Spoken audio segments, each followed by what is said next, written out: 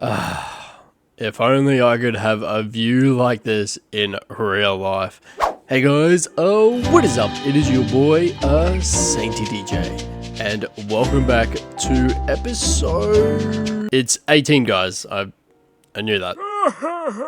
So last episode, guys, let me just take a step around here, and we have built up this gorgeous mansion. So it's actually the first mansion in this world that mainly contains snow blocks. So we've gone for a very typical kind of cliche modern build. So the outside looks really good, but then the inside is... Yeah, I think I've said enough. So in today's episode, we are wanting to change this empty, barren interior into something magical. But I should also mention the real purpose of this build. So I like all my builds to have some sort of feature or some sort of farm that we can use and sort of come back to. And in this mansion, underneath the floor, I'm wanting to put in a food farm. So we're gonna have some villagers that volunteered to come and live their lives underground, and they're going to be harvesting away at a bunch of different crops. So I'm hoping to put in some potatoes, carrots, and wheat. So I'm super excited to get this build underway. However, we need to first address a fallen soldier. Unfortunately, our dear horse Gilbert has gone MIA. I'm not too sure where he is. The last place I saw him was near the pink house. However, that was before I began to AFK by my wool farm for over 24 hours. So in this time, because I didn't tie him up, he could have gone anywhere. Or worse, died. Now you're probably wondering what I was doing by my wool farm and just AFKing for 24 hours. And that is because it is going to be revealed later in the video. So stay tuned. Alright guys, let's first get down to business. So we are going to be needing a new horse. Now I thought this was going to be a pretty easy task, considering we have so many horses around our base. But boy, was I wrong. The first horse seemed alright, until I saw its health. Yeah, that's going to be a bit of a problem. And the next few horses were the exact same. And the ones that did have good health either were too slow or could barely jump. So I decided to start tame spamming. So after horse, and after horse, we were quite literally getting nowhere. And then the game had to throw it in my face. I mean, look at this. Look at its health. A rabbit has more health than this. And eventually I did give up, and I decided to just take a below average horse. Until I found a donkey with better stats than any horse I've found in the past few hours. And what do you know, another donkey.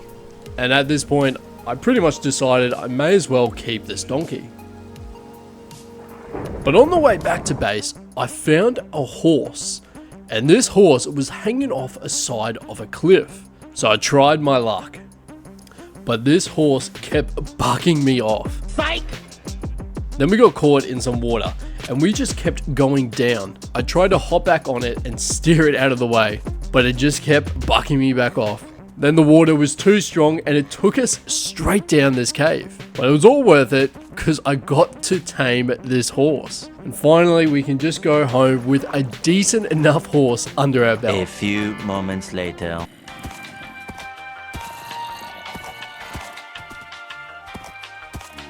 And just like that, we figured out that this horse literally cannot jump.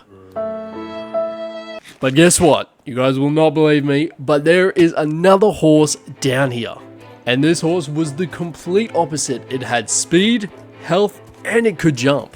I just could not believe that this horse had made its way all the way down to the cave. And now I'm relieved because we actually have a really good horse here. And just because we found him in that cave, I think we're going to call him the Bat Horse.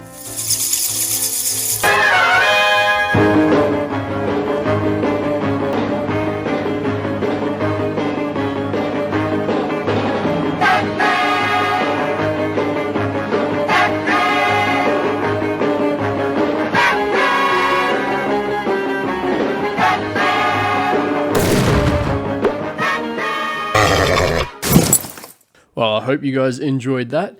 And now that we have it out of the way, we can finally get started on our interior. So the first room that we're going to do up is our living space. So as you can see at the moment, we do have a lot of room to play with. And bam, just like that, we now have a new, fully furnished living room. So we'll start with the lights. So I went for a modern style and I went for that indented look. So where the lights kind of cave into the roof, and I thought this looked really cool. And next it was the piano, and this is the reason I needed to AFK at my wool farm.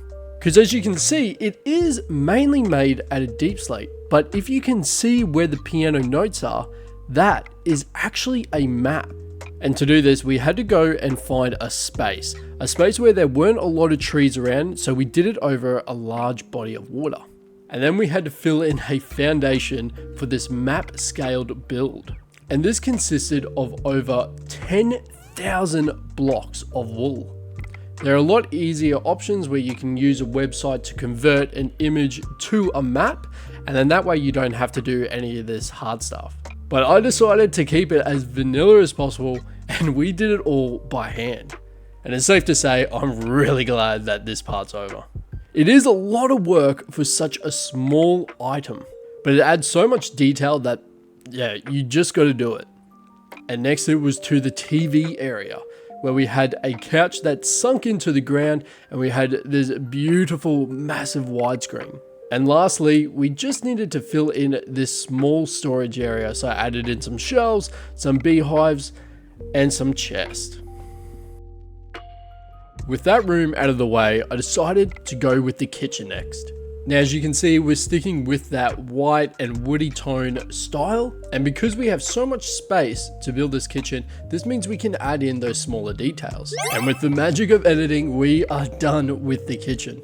This is probably one of my favorite kitchens I've ever done. I really went all out, especially in the detail side of it. So on our fridge, we got these banners that look like a handle and a little sort of ice dispenser on the side. It's so much better than just adding in an iron door and calling it done. But that's not my favorite part. My favorite part is this sink. And we have used armor stands to make this tap look as realistic as possible. However, it did take a lot of fiddling to kind of get this right, but it looks so good. Now, unfortunately, at this point, we did run out of our frog lights.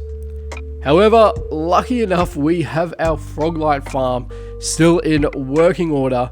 So we got enough frog lights just from that. And this means that we could put our frog lights in those smaller detail areas. Next, it was on to our guest bedroom with this small ensuite.